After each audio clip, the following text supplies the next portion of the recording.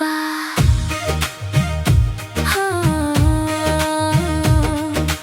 हंसी तोहार चांद जैसन अखियां में नूर बा। दिलवा के बगिया में बसल तोहार सुरूर बा। गोर गोर गालवा पे खिलल गुलाब बा। तोहरे नाम के धड़कन दिलवा के किताब बा।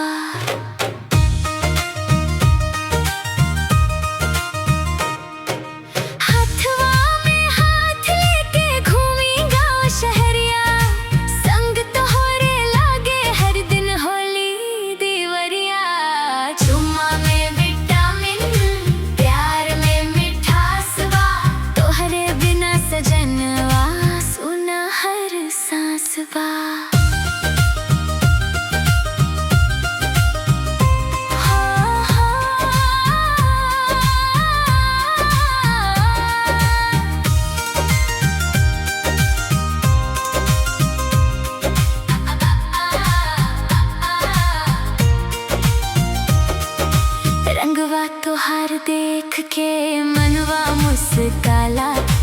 तोहरे प्यार में सजनी दिलवा बहकाला। बरखा के बूंद जैसन मीठ तोहार बात बा। सांझ सवेरे दिलवा के बस तोहरे याद बा। सपना में अईबू त सज जाई रतिया। संग तोहरे बीती हर खुशियों के पतिया। चुम्मा में विटामिन दिल में प्यार के राग बा। तोहरे संग जिंदगी के हर दिन बहार बा। जन्म जन्म